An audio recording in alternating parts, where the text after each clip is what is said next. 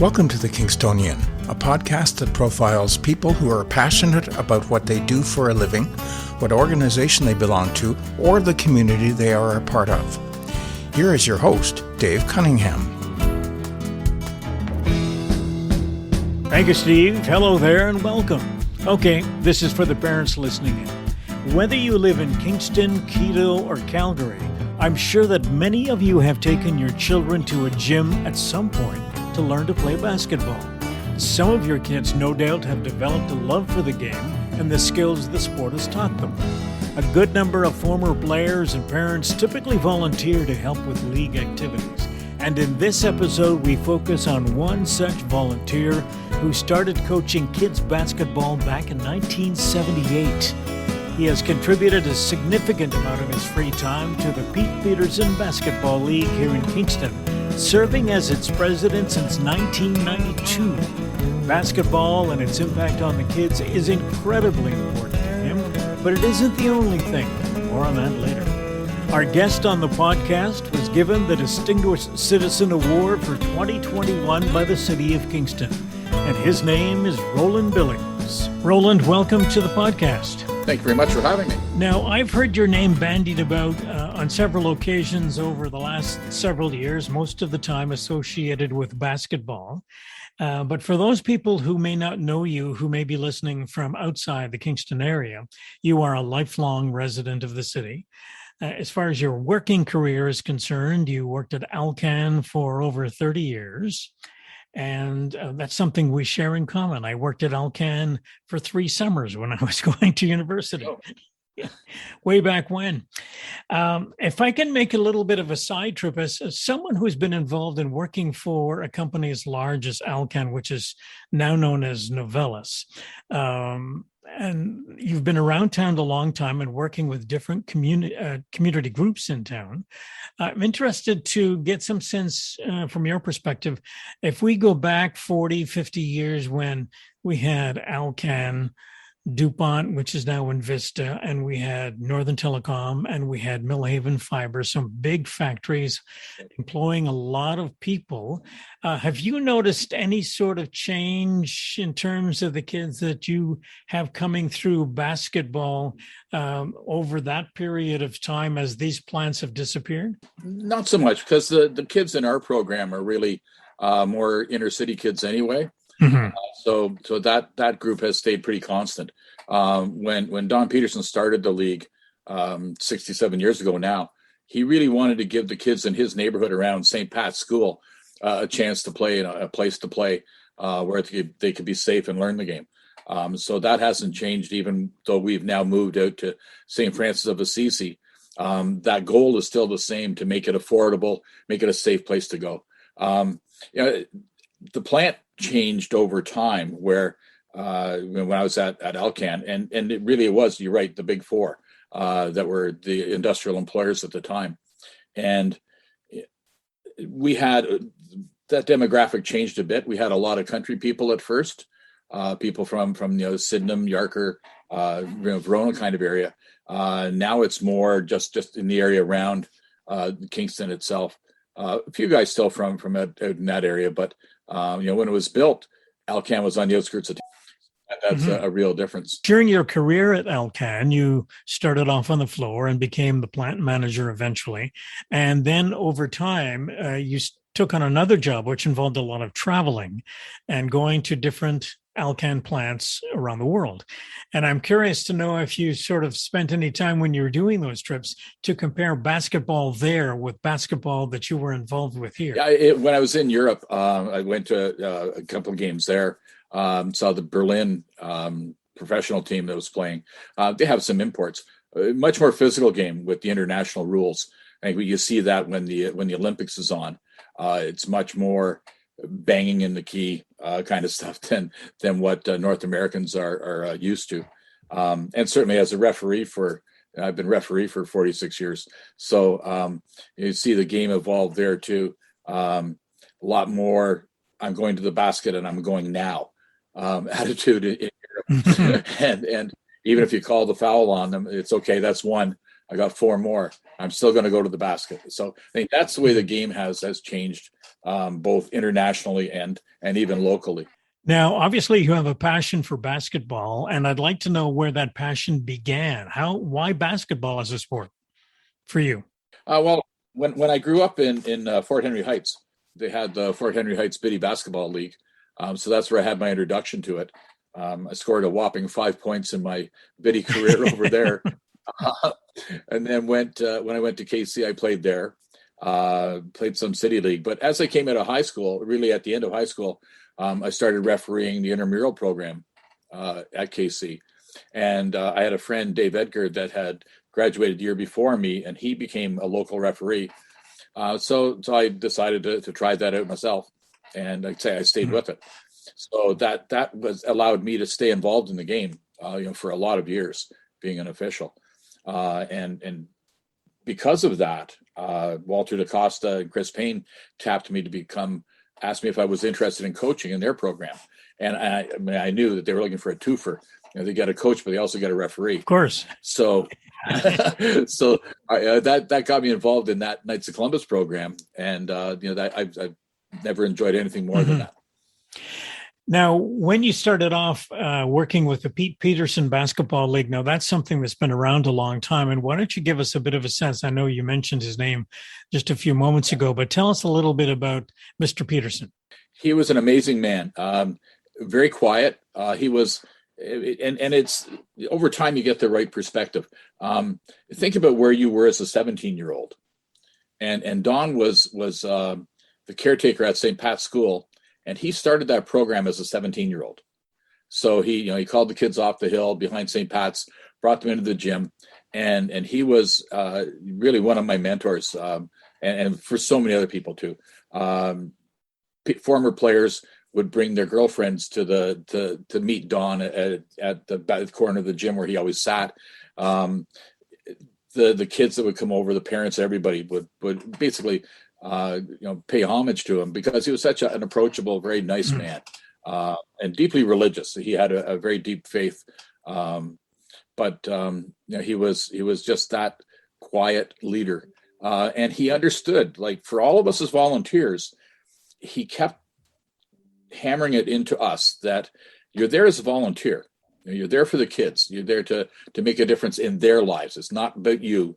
It's about the kids, and that whole basis that you're here for the right reasons is why we have so many people that have been involved in our program for 30, 40, 50 years. They came and they stayed. A lot of programs have people come through as parents.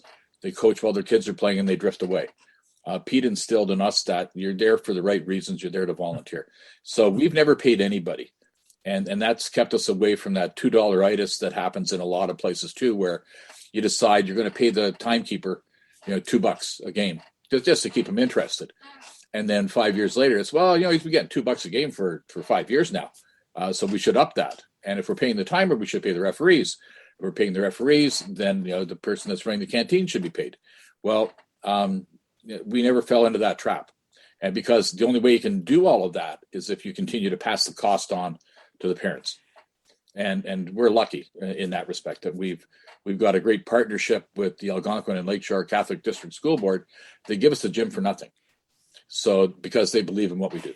Now, for those people who may not be aware, St. Pat's School is located where in town? It's on Patrick Street. It's now being used by one of the other school boards. So it was closed by the Algonquin Lakeshore District School Board. And those three, St. Pat's, St. Peter's, and Holy Family were amalgamated together into one school. And they were kind enough to give us gym space in the new school. They even made sure that as they were building the gym, the baskets were adjustable for the younger kids to use there too. So it's been a great partnership. Now, St. Pat's School is located somewhere around Regiopolis, correct? Yes, that's right. Yeah, it's just south of Stephen Street. Okay. And north of Pine. And St. Francis is where? It's in Rideau Heights. Okay.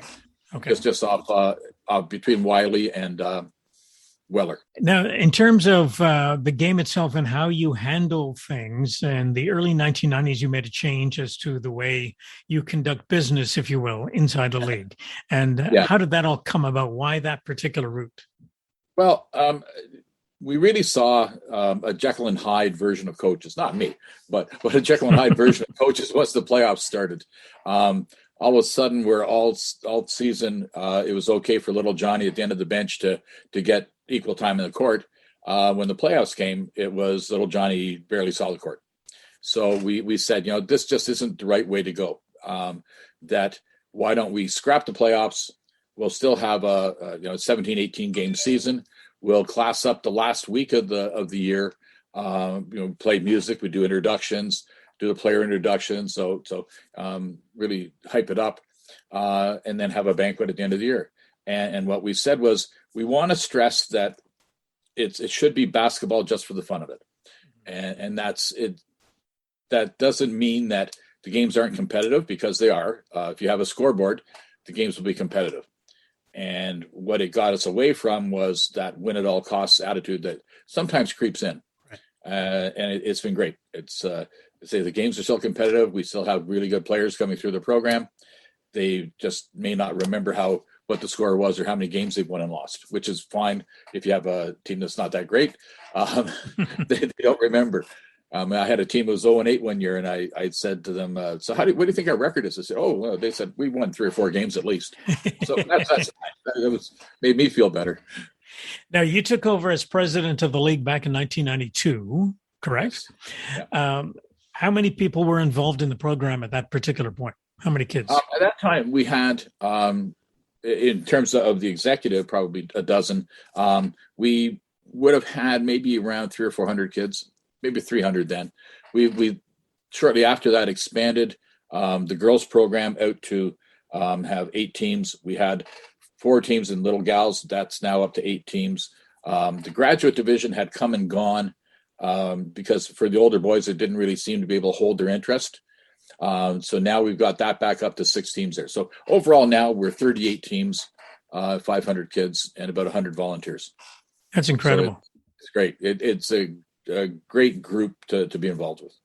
And you've kept the price of admission, if you will, or the cost to be a member of this particular league to the same $10 a player. Well, yeah, it was $2 when I started. And then we went up to 3, all the way up to 3, and we were 5 for quite a while, until we found that at the end of the season, it was almost past the hat among the executive to pay the bills at the end of the year. So we said, going from 5 to 10 isn't going to put any hardship on anybody, and it's still affordable. So that's what we've done, and we've kept it there for, at least 15 years now. You mentioned the various groups or divisions you have. So the age range for kids in this particular league would be what? 8 to 15. 8 to 15. Okay. Boys and girls at this point. Well, 8 to 15 for boys, because the graduate league was there early, and we added the 15-year-olds there to save the division, essentially. So it's 8 to 15 boys, 8 to 14 girls, because we have one more boys division than we have girls division. Nothing works in a volunteer organization without support from businesses, and in your case, you get a lot of support from the Algonquin Lakeshore School Board. Besides letting you use the gym, what sort of support do you get from the school board? That's the main support. Yeah, that's significant. We get support from the general public. We get lots of people just say, "Hey, here's some money to help with the program." We have this year, Kingston Community Credit Union came forward with a donation for us. Alcan and Novellis for a number of years gave us money every year. We have partnerships with some restaurant businesses too, where they have a dine to donate night, where if you go in and get food from them, they'll give us a portion back. So we've done that with Five Guys. We've done it with the Pilot House. We've done it with Eastside Mario's as well. So that kind of thing is a good way for them to support us, and Tata's Pizza as well. So they give a portion of their proceeds from the night back to us. And what we did during the pandemic, we weren't operating last year, But we also knew that those businesses that had supported us were hurting for business. Mm-hmm. So we promoted for each of them, dying to make a difference for them, where no money coming back to us, but we encouraged all of our league families to go to those restaurants on the days that we designated with them, to help them out, to just say, hey, thanks for doing what you've done for our program over the year, and to pay back to them for helping us. Now, are you playing this season? Not yet, okay. because the schools still don't have any community use of schools. Mm-hmm. So, and I fully understand that, given the situation, particularly right now that we're in. But when they open up for community use of schools, we'll be ready to go. You mentioned earlier on about some of the older kids coming back after they've worked their way through the league. Any particular stories come to mind with respect to some of those kids coming back and mentioning what kind of impact that participating in this league has had on them? For sure. Two prime examples. Andrew Harris works at KGH, but he was a player in the league, and he came back and now is refereeing with us in the Little Gals division every Thursday night. Sorry. Miles Brackenbridge, another one. As a 13-year-old, he decided that I'm not going to play grad. I want to give back. So he came back and started scoring and timing and refereeing. And he now he's at university. And he now referees with us, with the Little Gals group as well. So, there's two guys right there that were players, were good players. Andrew played at St. Lawrence. Miles is at Queens in the cross-country program there. So two excellent athletes that wanted to give back. Our executive are littered with people that are former players. Walter DaCosta, Chris Payne, both former players in the league that stayed when they finished playing. They were so much mentored by Pete that they just stayed.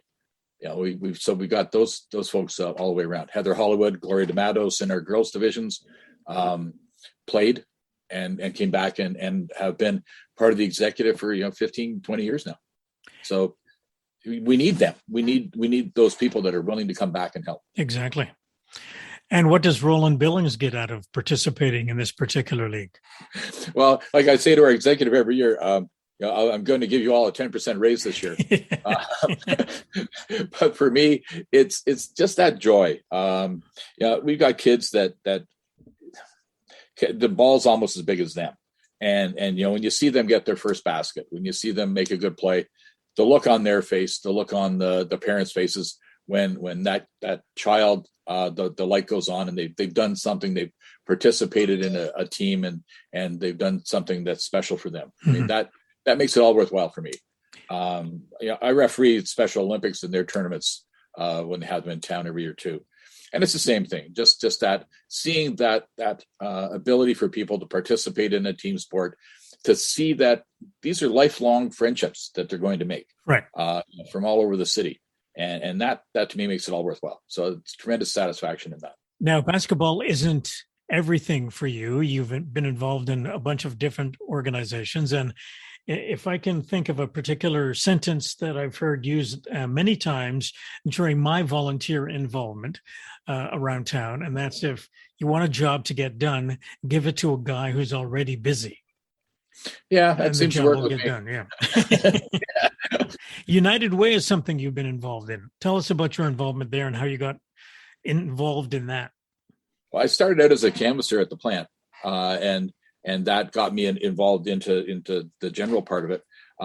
As I became plant manager, obviously your community profile increases with that, and I was asked to be on the board of the United Way, and I jumped at the opportunity because it's an organization I believe in, and if you believe in something like that, then it's easy to get involved. So I always tell Bob Navarma that being involved with the United Way is like being married to the mob. You can never truly leave. So when my involvement with them ended, when I left being as the board chair, when I left it, ever since then, I've been a volunteer caller for canvassing for thanking people that have made donations every year, helped them out with their 75th anniversary. So, I mean, that part's, it's easy to stay involved with because, as I say, I believe in what they do. Mm-hmm. And the same thing with the Salvation Army. The plant had a Christmas basket campaign where we did initially about 25 baskets a year, sponsoring them. And in 1996, we had a really significant layoff at the plant. And there was a move among the managers. A couple of them had said, it's easier for us to just write a check and make a donation to the Salvation Army Christmas baskets, and we don't have to worry about it anymore. There was 3 of us that said, no, it's important that the guys on the floor have the opportunity to participate, to pack the baskets, go out and deliver them. So we went from 25 baskets in 1996 to 100. And even after I left the plant, I continued to be involved with helping organize that for them. So that's again an organization you believe in. They make a huge contribution to the community. And having been involved with the Christmas baskets, I ended up being on their community advisory panel as well. So that's where I am now with them. Calvin Park Library Building Committee. It was one of those ones where the phone rang. I was out doing some work in the yard, and it was Floyd Patterson on the phone saying, "We're putting together a committee to redo the Calvin Park Library. Are you interested?" I thought, well, sure. Yeah, I'll do that. I'll serve on the committee. Well, one meeting later, I was the chair or co-chair of it. So that was interesting. I hadn't been involved in that kind of really intensive fundraising before, and so that was fun. And we got to get a really nice library now that's up and going in Calvin Park.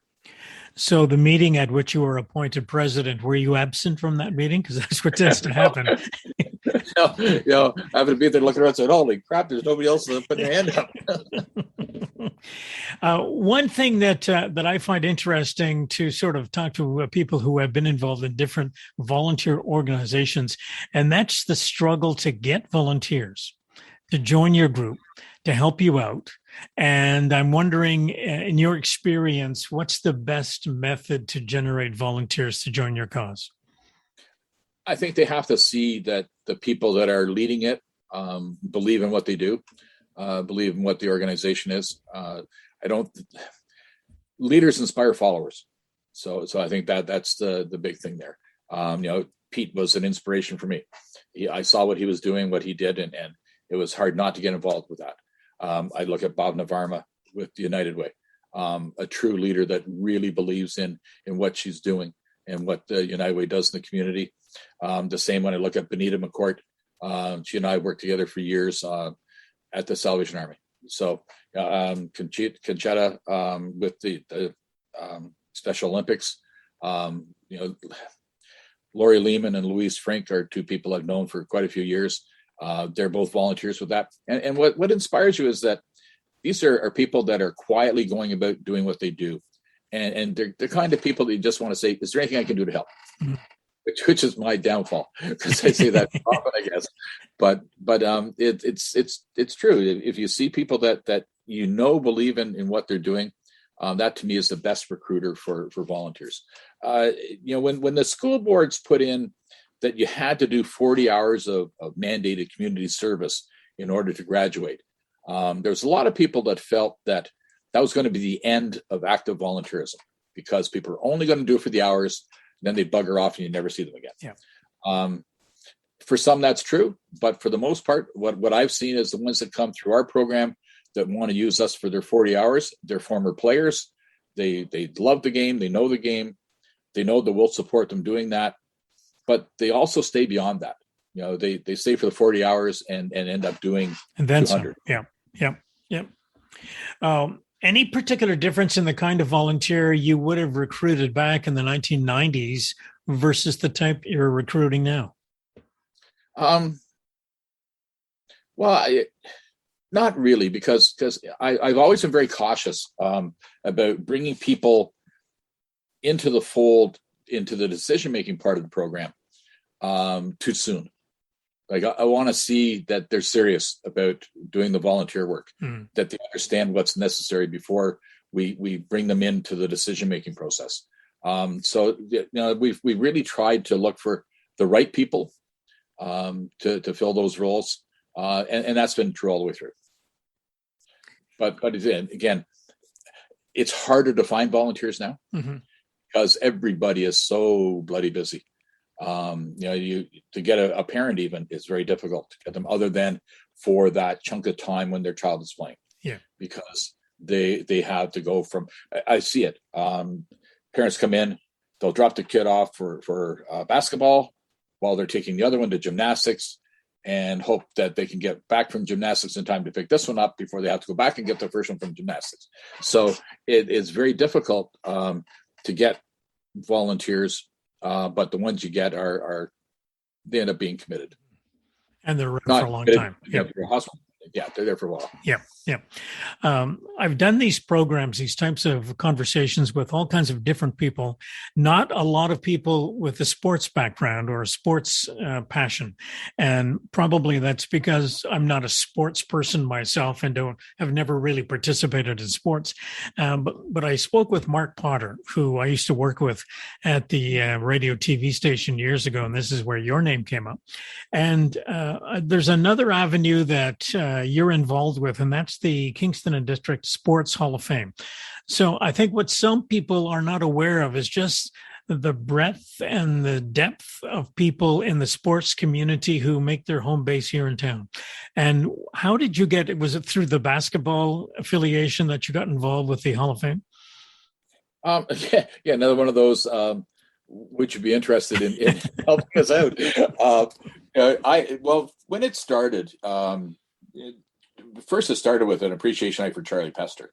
And then from that grew the concept of the Hall of Fame. So I had gone to every banquet, every dinner since that inception. And actually, Don Petersen was one of the first inductees in the first group. So, and along with Charlie, who I had refereed with. So it was easy for me to transition from being a spectator to being involved. So I got onto the selection committee, and again, they did it the right way. You had to say why you wanted to be on it. Mm-hmm. So that's why I got involved in that. And I was on it for a number of years. Again, I continue to help them. I've been the MC for a few of their dinners. Fortunately for me, I won't be the MC at the next one because I'm being elected. So that's nice. You'll be on the other side of the table. Yeah. Not just doing the intro, doing the actual talking. But again, I'm amazed at the depth of the talent that we've got. Mm-hmm. And what I like about what the Hall of Fame has done, it isn't just if you were an NHL player, you're an automatic in. They have really, when you read any of the bios that come in from people that have nominated someone, the genuine time and the depth of the love that you see on those pages. One of the people that was inducted, his mother put his scrapbook in, and she had recorded everything from the time he was in elementary school for his entire career. And that just struck me as that's somebody that really cares about this person. And he was a great athlete. And he, because of the financial situation of his family, he never really had the opportunity to go outside of Kingston. But when you read the bio, you saw what he had done, and you look at that whole package and you think, boy, this guy deserves it, because it is a local sports Hall of Fame. The lawn bowlers, the bowlers that get nominated, the sailors, everything that's common for this area. The basketball players, there's a few of those that are in. Bruce Sheen, Mary Jane Besselink, Jerry Besselink. I refereed all of them. So they are genuine people that should be there. Yip Bradley. I mean, he had an incredible career as a hockey player in the AHL. He got hired by Alcan, and partly because he was an athlete. But they wanted to set up in at the time that he was brought in a recreation program. So he established women's hockey for the plant and for around the city, baseball, softball, they won provincial championships, but he was integral in starting the Industrial Hockey League that flourished for years when he got together all the people we were talking about, Celanese, DuPont, the Army base, everybody into that league. So, there's somebody that, even though they had a tremendous professional career, what he got into the Sports Hall of Fame with was, here's what he did for us locally, that there wouldn't have been an opportunity for so many people to play if it wasn't for them. So that's when you look at the 178 people that have been inducted so far. If you just scroll down through the names, there are referees, there are everybody, like every sport imaginable is covered there, and they are really interesting people. You mentioned before how busy people are getting these days with just living their lives and doing the work that they have to do. And sometimes a lot of this stuff just gets put to the sidelines and you don't spend the time to look around for it. It's like some of the historical stuff around town. We've lived here for 50, 60, 70 years, and we just don't know about all the historical monuments or buildings or events that have happened in our own community that are worthy of further investigation on our part. And this sort of thing fits right into that. And I think we tend to just accept that things are always going to be there. That the peripheral things, our basketball program is always going to be there, without really taking the time to think about what does it take to make it happen. I look at a person like a Doug Jeffries. He shines the light into every corner of the sports community. It doesn't matter what the peripheral event that's going on. He takes the time to make every player that's there feel important. Everybody that he interviews, he comes down and does a couple of features on our program, and to see the kids light up when he walks in. It's just great. Like, hey, I'm going to be on the news tonight. So that's the kind of thing that he does a good job of shining a light on the importance of the volunteers, but the importance of the young athlete that's making a difference in the community. That's right. So that's, I think, what's needed is just to take the time to step back. You drive by and you see Talek Martial Arts, and you think, oh yeah, well that's another martial arts place. And then when you get to know Ken Talek, you find out the amount that he does as a volunteer in the community, the things that he does to help kids that are on the fringes, that kind of stuff that you get to understand a little more depth about the people behind the scene that are making things happen. And that's what I liked about being involved with the Sports Hall of Fame. Yep. And the last thing I wanted to do was sort of congratulate you on being awarded the Distinguished Citizen Award by the city. That was earlier this year. Well deserved, and congratulations on that. And I'd like to thank you very much for your time today, and enjoyed our conversation. Thank you, Roland. Thank you very much. It was a pleasure to talk to you today. Our thanks again to our guest, Roland Billings. And if you'd like more information on the Pete Petersen Basketball League, type this info into your search engine, justforthefunofit.ca. That's all one word, justforthefunofit.ca. This episode was recorded in mid-November 2021 using Zoom. The theme music for the podcast is Stasis Oasis, written and performed by Kingston musician Tim Aylesworth. If you have any questions, comments, or suggestions about any of the episodes, please send a note to thekingstonianpodcast@gmail.com. For details on upcoming guests, follow us on Facebook. The Kingstonian Podcast is hosted by Dave Cunningham and produced in Kingston, Ontario, Canada.